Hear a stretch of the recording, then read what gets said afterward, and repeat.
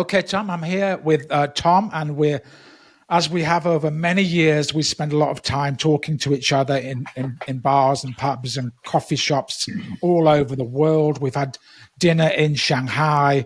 We've eaten at the top of Marina Bay Sands. And so this is a little conversation we're having about sort of maybe controversial topics. Now, first of all, Tom, tips. A lot of students, they're asking in the exam, Marty, can you give me the tips for the exam? They always want tips. Now, I've got my views on tips. Can you just tell me what are your views on tips? Is it a good idea for students to be seeking tips?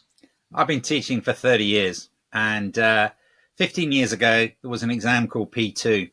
And 15 years ago, there was always a current accounting standard coming out.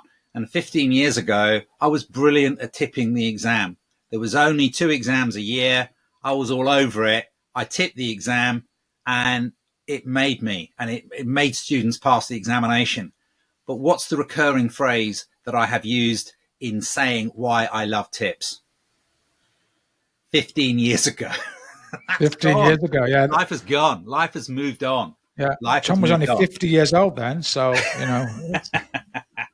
So when I look at the current landscape, you've got 4 exams a year. All right.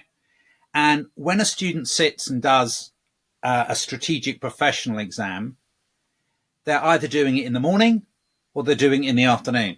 Yeah, they're either doing it in Lagos or they're doing it in Manchester or they're doing it in Karachi, wherever they're doing it. They're not all doing the same exam, even though they're doing it on the same day. How can you tip an exam when there are 2 or 3 or more versions of the exam? Yeah, absolutely. And I also think from my perspective, for SBL, I could tell you exactly what's on the exam, and it could be totally correct. All my tips, this topic is coming up. It does not mean you're going to pass the examination, right? The skill of like professional papers for SBL and SBR, it's about application, right? Application is a technique you need to acquire. It's not a knowledge-based exam where you're going to dump a load of knowledge. So if I said culture's going to come up, and you go, okay, culture's coming up, it doesn't mean you can answer a question about culture and write a report to the board about how to change culture and link it to an organization and apply properly. The application skill is massive in the professional level. So tips, it might help you a little bit, but it's not going to help you to answer the question. You need to do mock exams and to practice and get feedback from somebody who knows what a high-scoring answer looks like. Yeah, we're agreeing with each other, Marty. I don't know whether that's a good thing or a bad thing. Probably but, you know, I would talk about group accounts. I would say, oh, let me tip for you a group balance sheet coming up. But actually, is that a step acquisition? Is that a foreign currency? Is that a disposal? It's so broad. And as soon as you get specific, it's ridiculous. You're turning up to play a football match. You're turning up, you're representing Manchester United and you're playing Arsenal. It's a different game each time they play. You've got to have the skills and you've got to be able to react to how the opposition are playing. You cannot go into an exam with the answer already in your head.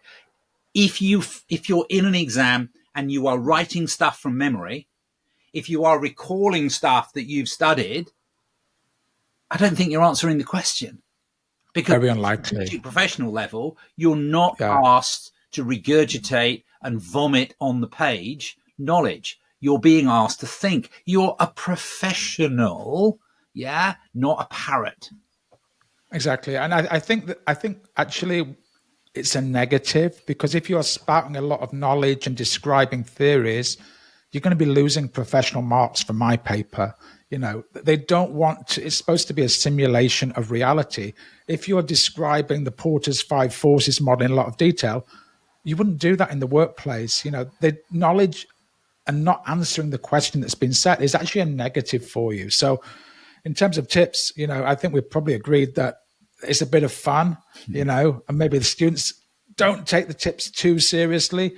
And for my paper, they can ask anything. They can ask anything, something that's at section 8 of the syllabus, the last line, a few lines, and they can ask a question on it. So, you know, anything can come up. And even the pre-scene, you think you can tip everything. Actually, it's very unlikely. You can have a look at some of the areas, but the tips are just a bit of fun.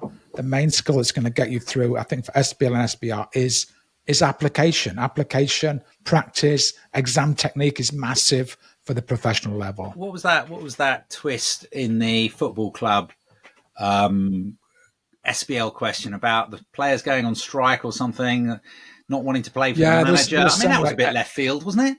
Yeah, it was quite left field. Yeah, definitely. It was they always have a little twist that pushes it in another direction, so you can't always anticipate what's going to come up. But what you can do is practice an exam which will give you good technique, which will help you answer any question. I think it's the same for SBR, Tom. Is that right? It is the same. I think there is a difference, though, between SBR and SBL in that there is a core of knowledge at SBR that you must have. You're not about dumping that knowledge down. It's about applying that knowledge. But unless you know technically how a cash flow is put together or how defined benefit pension schemes are coming up, technique alone is not going to answer that question, because you've got to know the difference between a defined contribution and a defined benefit. You've got to know how to calculate the actuarial remeasurement gain or loss. So there is real I know knowledge. That. Sorry? Even I can remember that from my... I do know the difference between the defined contribution and the defined benefit from my exam, which was many, many, many years ago. So that's great, Tom. Thanks very much. I think we've nailed that one.